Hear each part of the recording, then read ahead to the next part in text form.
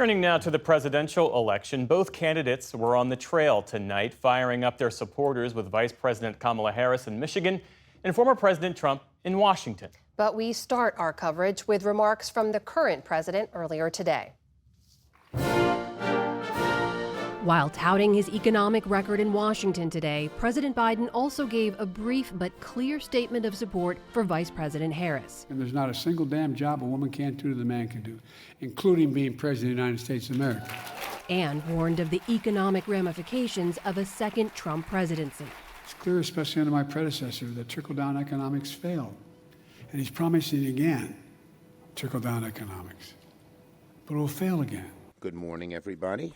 Meanwhile, on Capitol Hill, Senate Democrats were fired up against the former president. Everybody, this is the Trump plan. Several members gathered to rail against the Project 2025 agenda crafted by Trump allies. It would raise taxes, hurt American workers, compromise border security, threaten our democracy, and make America less safe. The former president has distanced himself from the conservative initiative. A very big hello to New York. Last night, Trump addressed a packed arena on Long Island. Hasn't been done in many decades. It hasn't been done for a long time, but we are going to win New York. New York is a Democratic stronghold in presidential elections and is not seen as within Trump's reach. But he attempted to appeal to Long Island's suburban swing voters with fiery messaging on crime and immigration. With crime at record levels, with terrorists and criminals pouring in, and with inflation eating your hearts out, vote for Donald Trump. What the hell do you have to lose? What do you have to lose? That included repeating lies about the Haitian immigrants in Springfield, Ohio. We're getting them out of our country. They came in illegally. They're destroying our country. We're getting them out. They're going to be brought back to the country from which they came.